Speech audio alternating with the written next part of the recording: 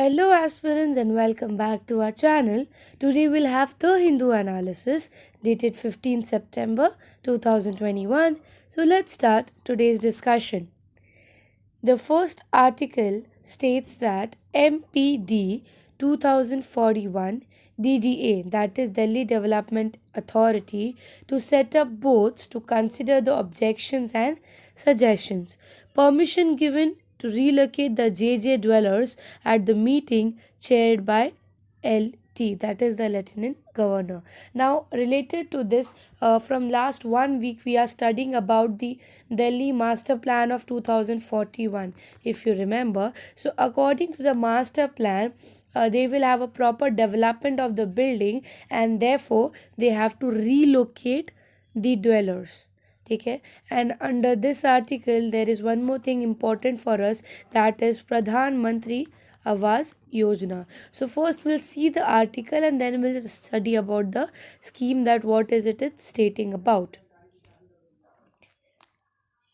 So Lieutenant Governor Anil Bajel on Tuesday chaired a meeting to the Delhi Development Authority, where several key proposals were considered and approval. According to the sources, Delhi Development Authority Vice Chairman Anurag Jain and other members of the authorities were also present in the meeting, where it decided to constitute the board of inquiry to hear the objections and suggestions of the public on the draft of Master Plan of Delhi 2041. So this time it is a key point to consider what is the suggestion or what are the objections that are being taken by the public, the Delhi citizens or public, so that they can consider that thing also according to their plan.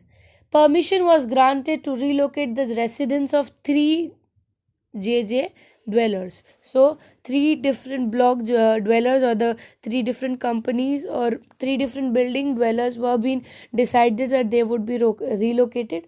For example, GP block, then Pitampura and Kohat enclave, the Golden Plug, to build up economic weaker section flats under PMAY, that is Pradhan Mantri Awas Yojana. Similarly, the permission was also granted to allotment of economic weaker section houses constructions at A14 Kalkaji extensions to eligible JJ dwellers on the Bhumian camp Kalki extension under the In Setu rehabilitation project. So it is stated that all these three dwellers will be given flats at the Kalkaji extensions. Kalkaji extension. In addition to the amendment in the policy and the procedures for the permission regulated by DDA flats, modification in the master plan of with the respect to the additional development control norms for the areas notified under the land policy was approved. So they will have a proper before starting the development or working on the housing facility, they will relocate the dwellers to different regions so that they can work in that region and build new dwellings for them. Now we'll study something, or we'll know about the scheme, which is Pradhan Mantri Awas Yojana. Now, प्रधानमंत्री आवास योजना की अगर हम बात करें, its objective is कि by 2022 it will give housing to all. You can consider it as its objective, that its objective was to give housing to all by the year of 2022 under the scheme of this rural housing schemes Indira Awas Yojana, and was reconstructed as, मतलब पहले जो था प्रधानमंत्री आवास योजना से पहले उसका नाम था इंदिरा आवास योजना। उसके बाद उसको चेंज कर दिया गया 2016 में बाय द नेम ऑफ प्रधानमंत्री आवास योजना। मिनिस्ट्री अगर हम देखें कौन सी मिनिस्ट्री के अंडर ये आता है, तो ऑब्वियसली अगर डेवलपमेंट के रिलेटेड है तो it is under the ministry of rural development, under the ministry of rural development के अंदर ये वर्किंग होती है to provide a pucca house with a basic amenities to all the families. ठीक है, एटलीस्ट, क्योंकि कच्चा हाउस ये चीज़ एक्चुअली पहले से है कि कच्चा house is not that much relevant और वी कैन से कि उतना सस्टेन नहीं कर पाता है। इसके लिए वो लोग का बोलना ये है कि at least provide a pucca house with basic amenities. जो बेसिक एम्यूनिटीज़ हमारे होते हैं, तो ये जो पक्का हाउस की फैसिलिटी किसको मिलनी चाहिए? ये मिलने चाहिए हमारे BPL वालों को, बिलो द पॉवर्टी लाइन जो लोग रहते हैं, जो लोग कंस्ट्रक्शंस के यूनिट में काम करते हैं या जो लोग के कच्चे हाउसेस हैं, उनको ये फैसिलिटीज़ मिलना चाहिए। अब बेनिफिशरीज़ की बात करते हैं प्रॉपरली। ठीक है, बेनिफिशरीज़ में अब कौन कौन आते हैं? पीपल बिलोंगिंग टू SC, ठीक है, SC ST, then bounded labours जो वर्कर्स हैं, ठीक है, बाउंडेड लेबर्स आते हैं हमारे widows, next of kin, defence personnel, then ex serviceman, retired members of paramilitary force, disabled person and minorities, ये सारे बेनिफिशरीज़ हैं हमारे प्रधानमंत्री आवास योजना के। उसके बाद नेक्स्ट हम देखेंगे कि इनकी सिलेक्शंस कैसे होती है। वैसे तो हमने बेनिफिशरीज में इतने सारे चीज़ बोले, how are they selected? Selection का प्रोसीजर जो है वो एक्चुअली 3 लेवल में होता है या 3 स्टेजेस में उनको सिलेक्ट किया जाता है। उनका सोशियो इकोनॉमिक कास्ट सेंसस 2011 के हिसाब से, और जियो टैगिंग, उस जगह की स्पेसिफिकेशन के बेसिस पे उनका सिलेक्शन किया जाता है। कॉस्ट कैसे निकाला जाता है? तो ये जो प्रधानमंत्री आवास योजना है, इसका कॉस्ट डिवीजन जो है दैट इज़ 60:40 रेशियो, 60:40 के रेशियो में किया जाता है, जो कि प्लेन एरियाज़ हैं। ठीक है, जैसे हमारे जो मेन प्लेन एरियाज़ हैं इंडिया के, वहाँ पे 60 सेंटर का है, 40 स्टेट का है। वेरएज जो नदर्न ईस्ट एरिया है, हमारे हिली एरियाज़ हो गए, 7 सिस्टर्स के एरिया हो गए, वहाँ पे 90:10 के रेशियो पे बनाया जाता है। 90% कॉन्ट्रीब्यूशन सेंटर का रहता है, 10% जो है फाइनेंशियल एनीथिंग कॉन्ट्रीब्यूशन जो है स्टेट का होता है। It is different. हमारे प्लेन एरियाज़ में 60:40 का रेशियो है और नदर्न एरियाज़ और हिली एरिया में 90:10 का रेशियो बनाया जाता है। ठीक है, अब कुछ बेसिक फीचर्स देख लेते हैं हम प्रधानमंत्री आवास योजना का। सबसे बेसिक फीचर क्या है कि एटलीस्ट आपको जो आपका जो मतलब जो एरिया आपको बना के देंगे, that will be minimum to be increase by 25 square metre. ठीक है, and with proper hygienic cooking system. ठीक है, ये नहीं कि वो जो चूल्हा पे बर्निंग होता है या जो वुड वाला वो सिस्टम नहीं, but at least proper cooking system facilities आपको स्पेस दिया जाएगा उसके साथ।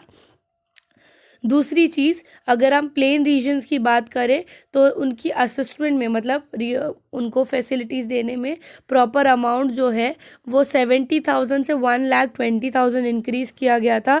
वेराज हिली एरियाज़ में 75,000 से लेके 1,30,000 इंक्रीज़ किया गया था। द यूनिट असिस्टेंस की बात कर रहे हैं हम।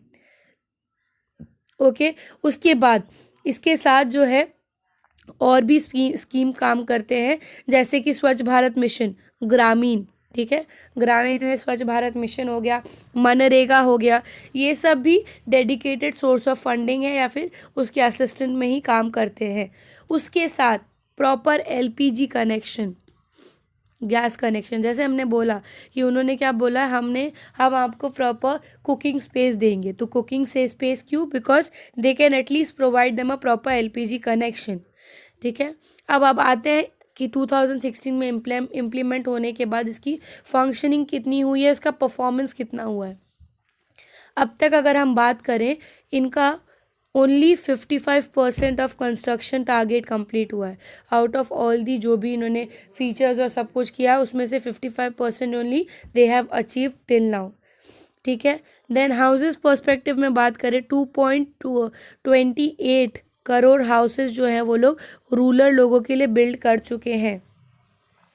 ठीक है। और जनवरी 2.28 करोड़ तक की बिल्डिंग मतलब हाउस बिल्ड कर चुके हैं वो लोगों के लिए।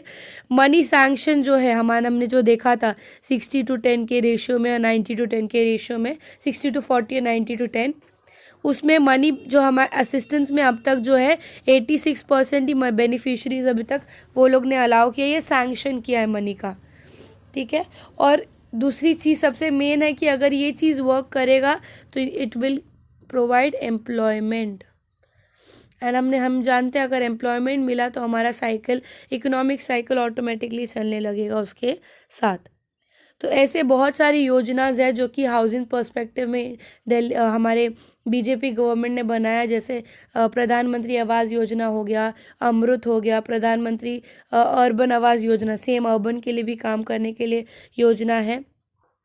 सो ऐसे अलग अलग योजनाज बनाए हैं for providing the proper housing facilities to the citizens of India, and कहीं ना कहीं it is beneficial also because it is working properly. So Delhi government या दिल्ली के जो डिपार्टमेंट अथॉरिटी है, डेवलपमेंट अथॉरिटी, उन्होंने बोला कि will take all the objections and suggestions of the citizen into consideration and accordingly will build और will make the plans, तो कि लोगों को भी कोई लोग उनके अगेंस्ट ना हो या एजिटेट ना करें। सो ये आर्टिकल में ये सारी चीज़ें हमारे थोड़ी सी इम्पोर्टेंट थी। अब हम आ जाते हैं नेक्स्ट न्यूज़ पे। The next article is speaking about the increase in the import and export. Prelim point of view से थोड़ा इम्पोर्टेंट है कि अभी जो है हमारा इम्पोर्ट और एक्सपोर्ट दोनों ही बढ़ा है as compare to last month, तो वो चीज़ थोड़ा सा जानना ज़रूरी था हमारे लिए। So India's export rose by 45.7% to 30 amount proper 33.28 billion rose हुआ है in August according to the commerce industry. Import की बात करें तो इंपोर्ट में दे हैव स्टेटेड हमारा इंक्रीज 51.7% हुआ है, दैट इज़ 47.9 मिलियन। ठीक है, अगस्त के हिसाब से डेटा जो दिख रहा है। हमारा trade deficit has widened to 13.81 billion in August and as against 8.2 million in the same month last year. ठीक है, ट्रेड डेफिसिट इज बेसिकली जब हमारे ट्रेड में दो होता है, या तो सरप्लस होता है, या तो डेफिसिट होता है, या तो बैलेंस होता है। सरप्लस कब होगा? सरप्लस तब होगा जब आपका एक्सपोर्ट जो है वो इंपोर्ट से ज़्यादा हो। ठीक है, अगर आपका एक्सपोर्ट इंपोर्ट से ज़्यादा है तो सरप्लस होगा। अगर आपका एक्सपोर्ट इंपोर्ट से कम है, ठीक है, आप जितना इंपोर्ट करवा रहे हो उतना एक्सपोर्ट नहीं कर रहे, तो आपका ट्रेड डेफिसिट होता है, उस टाइम पे आप लॉस में जाते हो। और अगर दोनों आपका इक्वल है, ट्रेड इंपोर्ट और एक्सपोर्ट दोनों इक्वल है, तो फिर वो बैलेंस में जाता है प्रॉपरली। सो लास्ट ईयर 2020 में हमारा जो ट्रेड डेफिसिट था वो 8.2 मिलियन था, but this time it is increase by 13.81 million, उसमें भी इंक्रीज हुई है। Then, cumulative value of the exports for the period of April-August expanded 67.3%, that is 164 million compared to the last year which was 98, वो भी double हो चुका almost. Import during the April-August stood by 219 million as against of 121 million। तो सब जगह increase हुआ है last year के कंपैरिजन में। जैसे यहाँ पे कंपैरिजन दिखा रहा है 67%, मतलब पहले ये साल 164 है, पिछले साल 98 था, ये साल 290 है, पिछले साल 221 मिलियन का इम्पोर्ट हुआ था। सो फिलहाल तब अभी भी इंडिया ट्रेड डेफिसिट में है, but India is managing by different different initiatives India ने लिया है, सो दैट इंडिया अपना एक्सपोर्ट कम कर पाए और इंपोर्ट कम कर पाए और एक्सपोर्ट बढ़ा पाए. अगर ये चीज़ होगा कि इंडिया इंपोर्ट अपना कम कर दे और एक्सपोर्ट बढ़ा पाए, then only we our economy can lead to surplus, then only we can have surplus in the economy. So ये प्रीलिम पॉइंट ऑफ व्यू से थोड़ा जानना ज़रूरी था हमारे लिए. Now will move to the next article. The next article speaks about partners in Indo Pacific. कुछ time पहले हमने देखा था कि इंडिया और ऑस्ट्रेलिया का दोनों का 2+2 डायलॉग जो है उसकी मीटिंग चल रही थी इंडिया में. ठीक है, सो ये आर्टिकल अगर हम जो पढ़ेंगे, इस आर्टिकल में प्रॉपर इंडिया एंड ऑस्ट्रेलिया का रिलेशन बताया है कि कैसे क्या है, किस किस चीज़ में हमारा रिलेशन है उनके साथ, किधर किधर हमारी वर्किंग उनके साथ होती है. A few days ago, India's defense minister and external minister held an inaugural 2+2 talk with an Australian counterpart. Both countries are taking several steps to implement the vision of peaceful, prosperous Indo-Pacific region. So Indo Pacific region में proper bilateral trade या agreement हम sign करने के लिए या relation ठीक करने के लिए we had a inaugural meet between India and Australia for the positive trajectory of the relation. Positive trajectory of the relation की अगर हम बात करें तो इट हैज़ शोन कि इंडिया और ऑस्ट्रेलिया का क्या पॉजिटिव रिजल्ट्स आया उसका, किस किस पर्सपेक्टिव में इंडिया और ऑस्ट्रेलिया का रिलेशन है. तो ये पूरा जो आर्टिकल है वो इंडिया ऑस्ट्रेलिया आपको रिलेशन बताता है. सबसे पहले अगर हम बात करें, सबसे पहला चीज़ that is comprehensive strategic partnership. India और ऑस्ट्रेलिया ने अपना comprehensive strategic partnership 1 year course complete कर लिया है. ठीक है, डिपेंडिंग ऑन द बॉन्ड. इस एक होता है कि जब आप दो कंट्रीज़ के बीच में कोई भी कॉम्प्रिहेंसिव एक्शंस होते हैं, या तो उनका relation after the comprehensive action एकदम ही ख़राब हो जाता है तो बहुत ही अच्छा हो जाता है. इंडिया के कंटेक्स्ट में अगर हम बात करें, after the completion of 1 year of comprehensive plan, India's relation with Australia has deepen. So it is a positive sign. दूसरी चीज़ अगर हम बात करें, दोनों ही कंट्रीज़ के पीएम ने हमारा बायलैटरल स्ट्रैटेजिक जो पार्टनरशिप है, ठीक है, जो कि जून 2022 में स्टार्ट हुआ था, उसको इंक्रीज़ करने की बात की है, उसको इलावेट करने की बात की है, ना कि बंद करने की बात की है. तो that is also a good thing. Then हम बोल सकते हैं there is an growing convergence of the views of geostrategic and geo-economic issues backed by the people-to-people connections. Both countries have stepped up collaborations to institutions and organizations for the issues in bilateral. तो ये चीज़ obviously India and Australia की बात करें तो बहुत differences हैं. ठीक है, सो कुछ पीपल टू पीपल कनेक्शंस में इश्यूज आ रहे थे. टू सॉल्व द इशू, दोनों कंट्रीज़ ने बोला कि will have a proper bilateral discussions on it, so that ये जो इश्यूज़ है हमारे दोनों के बीच में, ठीक है, कल्चरल इश्यूज या any of the issues between people to people, उसको हम सॉल्व कर सके. Further, elaboration of the 2+2 Foreign and Defense Secretaries dialogue of the ministry emphasize on the positive trajectory of their transforming relation. जो recent inaugural हुआ था, या जो recent हमारा मीटिंग हुआ था उनके साथ, उस मीटिंग में भी जो हमारे डिफेंस मिनिस्टर और हम बोलेंगे जो मिनिस्टर्स और डिप्लोमेट्स मिले थे इंडिया और ऑस्ट्रेलिया के, उनका भी ये बोलना था they showed a positive symbol या they showed the positive sign, क्योंकि किसी तरह का भी रिसेंटमेंट उनके बीच में नहीं था, या किसी तरह का भी उन्होंने ये नहीं दिखाया कि we are not happy with this agreement. ठीक है, सो एक 2+2 का डायलॉग वॉज ऑल्सो बेनिफिशियल, और 2+2 डायलॉग हम बोल सकते हैं कि इट वॉज गुड. देन उसके बाद नेक्स्ट चीज़ अगर हम बात करें, नेक्स्ट इज़ अबाउट आगे अगर हम पढ़ेंगे, both the countries have enduring interest in the open and free rule-based Indo-Pacific region. Proper rule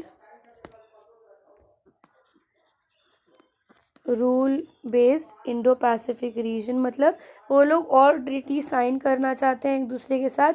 it includes stability and freedom of navigation for all the nations in the region given their common security challenges, and in order to enhance the regional security, both countries have intensified the security bilateral security पे focus किया है India and Australia ने। They have also stepped on the security dialogue with the key partner countries to deepen the coordinations.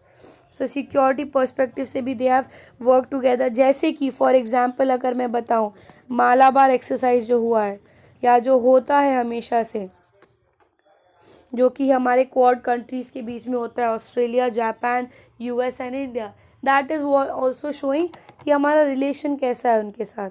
ठीक है, then while this signals were deepening engagement and cooperation between the quad countries were at the tactical level, it also allows the natives to develop and enhances the Malabar naval exercise of 2021. India was represented by the naval exercise. हमारे तरफ से जो warfare जो या जो Malabar exercise हुआ था, India के तरफ से जो रिप्रेजेंटेशन किया गया था, that was by INS Shivalik, और जो सबमरीन गया था दैट वाज INS खंडबत। ठीक है, तो ये दो, और it was represented by Anzac class frigate, that is हमास वारन मोगा। ठीक है, सो इंडिया की तरफ से मालाबार में ये सबमरीन्स और एयरक्राफ्ट गए थे to represent India. Between trading of India and Australia 7 remarkable growth in the recent years. Now India और ऑस्ट्रेलिया के रिलेशन में ऐसे 7 डिफरेंट हम बोल सकते हैं अचीवमेंट्स हुए हैं दोनों कंट्रीज़ के। पहले हम वो देख लेते हैं क्या क्या अचीवमेंट्स के बारे में इन्होंने बताया है। Two-way trade between them was valued of 24 million in 2020. So trade beneficiary हमें हुआ है बाय 2020 का बताया जा रहा है बाय 24.4 मिलियन का। उसके बाद Indian economy not only one of the largest economy in the world but is also going through a tectonic economic transformation. Australia is valued partner as both draw their congruence at the rule based. ठीक है, then trade is rapidly growing and encouraging the agri business, infrastructure, healthcare. So ये trade को छोड़ के हर जो बाकी optionals हैं हमारे, ऑप्शनल्स में आपके एग्रीकल्चर हो गए, हेल्थ केयर हो गए, सब कुछ उसमें भी हमारा ट्रेड हो रहा है ऑस्ट्रेलिया के साथ। उसके साथ अगर मैं बात करूँ हमारा ट्रेड या फिर 1-to-1 अगर बात करें तो हमारे एजुकेशनल पर्सपेक्टिव में भी we are having a proper relation with them. But despite of the growth in the trade, India and Australia needs to resolve the old issues that possesses a barrier to the deeper economic integration. India has a high tariff for agriculture and dairy products, which makes it difficult for Australia to export or the exporters to export these items to India. At the same time, India faces non-tariff barriers and its skilled professionals in the Australia labor market face discrimination. फिर भी दोनों countries के बीच में ये एक issue हो जाता है, that is about the tariff. India का टैरिफ रेट बहुत हाई है, कुछ 18% या ऐसा कुछ हाई टैरिफ रेट है, तो एक तरह का डिस्क्रिमिनेशन हो जाता है क्योंकि ऑस्ट्रेलिया में जो है उनको फ्री टैरिफ है, उनको टैरिफ नहीं भरना पड़ता, वेयर ऑस्ट्रेलिया वालों को टैरिफ भरना पड़ता है फॉर दी एक्सपोर्ट। तो ये एक तरह का डिस्क्रिमिनेशन देखना पड़ रहा है और ये चीज़ सजेस्ट किया गया है कि इट्स बेटर आप पहले ये इश्यूज़ को सॉल्व करो, तो नहीं तो ऐसा हो जाएगा कि आप रिलेशन ज़रूर बना रहे हो बट अंदर अंदर कुछ कुछ चीज़ें हैं जो अभी भी आप लोग के बीच में ख़राब हैं। So next is this forging a deep partnership. India and Australia relation have deepened in the last few decades. The alignment of the strategic interest driven by a common value system. Both the countries का जो ये 2+2 dialogue हो रहा है, ये कहीं ना कहीं ये जो पार्टनरशिप है, इट इज़ एक्सपेक्टेड कि it will give a future boost to both the economy, ठीक है। And it will also include the like minded countries like Indonesia, Japan, France, ठीक है, ताकि उनके साथ ट्राईलैटरल फ्रेमवर्क में वो लोग काम कर सके। फिर हमारा क्वाड के पर्सपेक्टिव से भी बताया है कि क्वाड का जो फ्रेमवर्क है वो वही है कि जियो इकोनॉमिक या पॉलिटिकल पर्सपेक्टिव में इंटरनेशनली बहुत इंपॉर्टेंस रखता है। सो it is making an important point for us, ठीक है, इकोनॉमी वाइज ऑल्सो। सो ये चीज़ थोड़ा सा जानना ज़रूरी था कि इंडिया एंड ऑस्ट्रेलिया का रिलेशन कैसा है currently. So this was about the relation with Australia. अब हम आते हैं हमारे लास्ट आर्टिकल में, which is Thailand's approach for sustainable development and building back better. Now ये अगर आर्टिकल की मैं बात करूँ, सो हमारा जब पैंडमिक सिचुएशन था या कोविड सिचुएशन था, तो ये चीज़ देखा जा रहा था कि कोई भी फंक्शनिंग प्रॉपर नहीं हुई जा रही थी। एट दैट टाइम थाईलैंड जैसे कंट्री का ये बिलीव था कि इफ़ दे अप्रोच या if they adopt an approach which is known as sufficiency economy philosophy, अगर इसको ये लोग अडॉप्ट करेंगे तो इनकी इकोनॉमी जो है या फिर ये जो कोविड सिचुएशन रहने के बाद भी उनकी इकोनॉमी काम करेगी। तो ये चीज़ बोला जा रहा था इस आर्टिकल में कि दो पैंडमिक सिचुएशन और कोविड सिचुएशन है, हमारा जो सस्टेनेबल डेवलपमेंट गोल है और जो भी डेडिकेटेड डेवलपमेंट गोल है वो उस पर्सपेक्टिव उतना ड्राइव या उतना एफर्टली काम नहीं कर रहा है। एंड थाईलैंड ने इस सिचुएशन में एक नया या फिर एक पुराना अप्रोच को वापस लाया, that is sustainable efficiency philosophy, जो उनका मानना है कि इट विल वर्क प्रॉपरली। तो सबसे पहले जानते हैं what is this sufficiency economic philosophy. So ये चीज़ बोला जाता है कि जब एशियन फाइनेंशियल क्राइसिस हुआ था, एशियन फाइनेंशियल क्राइसिस अगर मैं बात करूँ प्रॉपर 1997 में आया था, उस टाइम पे जो किंग थे उधर के, उस जगह के, जिनका नाम था लेट किंग भूमिबोल आयुधेज, उन्होंने ये सफिशिएंसी इक्विपमेंट फिलॉसफी या सफिशिएंसी इकोनॉमिक फिलॉसफी लाया था, सो दैट सोसाइटी में ऑल राउंड डेवलपमेंट हो सके, ठीक है।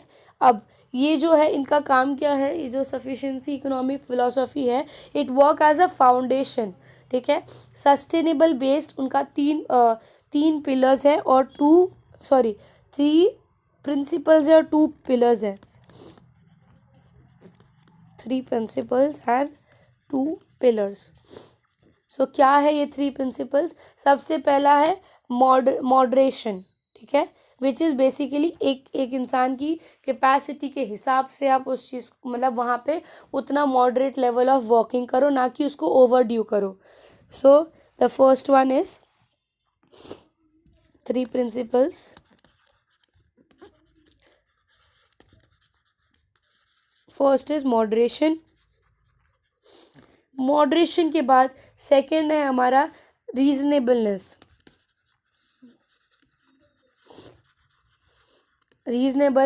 रीजनेबलनेस का मतलब एक इंसान के मेंटल फैसिलिटीज़ या कॉज या कॉन्सिक्वेंसेस के हिसाब से आप कोई एक्शन लो, हाउस होल्ड के पर्सपेक्टिव से, या एक इंसान के वेलबींग के लिए आप मेंटल चीज़ सोचो कि इसकी कैपेसिटी क्या है या इस एरिया में कितना डेवलपमेंट की कैपेसिटी है, दैट इज़ बीइंग रीजनेबल। ऐसा नहीं कि ओवर द ब्रिज अब चढ़ के कुछ भी करो, ठीक है। तो that was second principle. Third was prudence. Prudence की अगर हम बात करें तो it refers to the risk management, ठीक है, कि इन ऑर्डर टू मतलब वो चीज़ अगर आप जो प्रिपेयर कर रहे हो उस जगह के लिए, जो डेवलपमेंट प्रिपेयर कर रहे हो, तो are you able to take the risk कि बाई चांस कुछ कॉन्सिक्वेंसेज हुए तो आप कैसे फेस करोगे। तो दैट इज प्रूडेंस। ये हमारे 3 प्रिंसिपल्स है according to the sufficiency economic policy. अब हम देखेंगे 2 पिलर्स। क्या 2 पिलर्स हैं इसके? सबसे पहला है the knowledge. Knowledge is the first pillar and second is ethics value, ठीक है।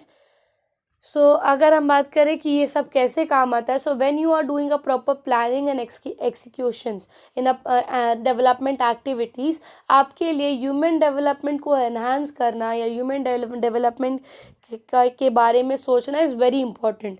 ऐसा नहीं कि if I am developing a place, मैं वहाँ की वेलबींग का ना सोचूं। तो वेलबींग के बारे में सोचना, उस उधर की क्रिएटिव एक्टिविटीज़, उनकी सिटीजन्स, गुड गवर्नेंस, ये सब चीज़ के बारे में सोचना is very important. And therefore उनके ये 3 प्रिंसिपल्स और 2 पिलर्स पे काम करना ज़रूरी होता है।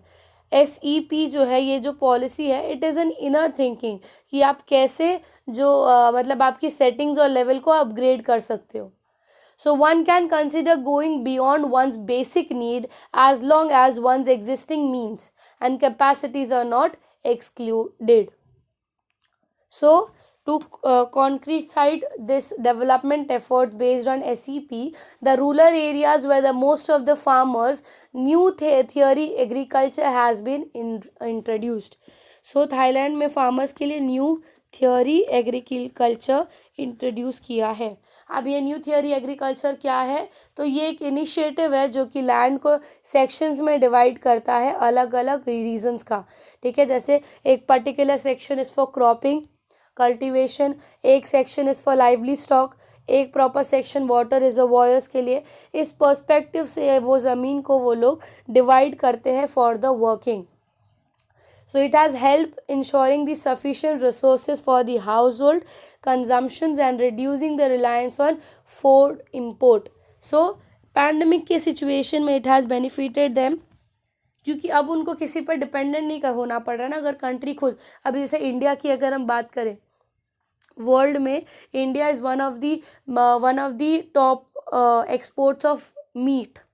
ठीक है, क्योंकि इंडिया उतना एग्रीकल्चर और रेयरिंग पे फोकस करता है, that's why India is on that position. So India किसी के लिए मीट पर डिपेंडेंट नहीं है। सिमिलरली इस पैंडमिक सिचुएशन में ये थियोरी या फिर ये new theory of agriculture adopt करने की वजह से this model was a successful. अगर ये बात करें तो ये उस किंग के टाइम की बात हो रही है कि वो किंग ने ये सब चीज़ें लाई गई थी अपने टाइम पे, और वो चीज़ प्रूव हुआ कि it was beneficial in his kingdom. ठीक है, मैजेस्टी के किंगडम में ये चीज़ बेनिफिशियल हुआ था, जो न्यू थियोरी एग्रीकल्चर लाया गया था। अब उसके बाद नेक्स्ट है application of sufficiency economic policy in the time of Covid situation. Question ये आता है, कोविड सिचुएशन में कैसे ये चीज़ हम बोल सकते हैं बेनिफिशियल हो सकता है या कैसे वर्क करेगा, क्योंकि कोविड में हमें पता है या पैंडमिक में हमें पता है क्या सिचुएशन चल रही है इंडिया की या किसी भी कंट्री की। So SEP has succeeded in elevating Thailand to overcome many crises in the past and once again guided a way forward. Covid situation में रहने के बाद भी थाईलैंड को ये पॉलिसी ने बहुत ज़्यादा, या मॉडल ने मदद किया टू एलिवेट, जो पोजीशन जिस जगह पे थे वो लोग बिकॉज ऑफ द पैंडमिक उससे ऊपर आ चुके हैं वो लोग। A case in point of the owner Ban Soin Lyra, the hotel of Chadburi provinces, was forced to halt his business due to the pandemic. He has turned his 6,400 square meter of area hotel into a chemical free vegetable garden. If you will see, ये photo उधर का ही है। एक Thailand के businessman थे जिनका एक hotel था, उनको फोर्स किया गया था होटल बंद करने को, और ऐसे सिचुएशन में उन्होंने क्या किया, उन्होंने अपने होटल एरिया को प्रॉपर एक एग्रीकल्चर एरिया या गार्डन बना के रख दिया। अकॉर्डिंग टू द मॉडल एक केमिकल फ्री वेजिटेबल गार्डन बनाया उस जगह को, लाइफ स्टॉक फार्मिंग भी प्रैक्टिस की और फर्टिलाइजर्स का प्रोडक्शन भी प्रैक्टिस किया उस एरिया में। और ये जो उन्होंने प्रैक्टिस अडॉप्ट किया था कहीं ना कहीं इट वाज बेनिफिशियल, और एक टाइम पर ऐसा हुआ कि his hotel became the strongest selling point of the fertilizer at that area. So pandemic situation में रहने के बाद भी it help them at an individual level. Mister आफीवाट सुख पावर, a new generation who had fallen ill from 2019 new influenza strain and later been affected by several floods, returned home and started running farms by applying this sufficiency economic policy or the sufficiency economic philosophy and adopting it उनके जो members थे, they were able to live the crisis को वो लोग ने कम से कम 1-1.5 साल तक आराम से वो लोग ने निकाला, ये पैंडमिक सिचुएशन ऑल्सो। सो ये अगर मैं बात करूँ, it has help them allot, ठीक है। और कहीं ना कहीं हमारे लिए प्रीलिम पॉइंट ऑफ व्यू से इंपॉर्टेंट होता है अगर ये चीज़ पूछा जाए, what is sustainable development philosophy, कौन से कंट्री ने उसको इनिशिएट किया है, या कौन से किंग की सबसे पहली चीज़ थी ये लाई हुई, कितने प्रिंसिपल्स हैं, कितने पिलर्स हैं, क्या थियोरी यूज़ किया, तो वो कुछ चीज़ें हमारे लिए एग्ज़ाम पॉइंट ऑफ व्यू से थोड़ा सा इम्पॉर्टेंट हो जाता है। सो आई होप सो आज का न्यूज़ आर्टिकल्स आपको समझा होगा। If you like the video, do like and subscribe the channel.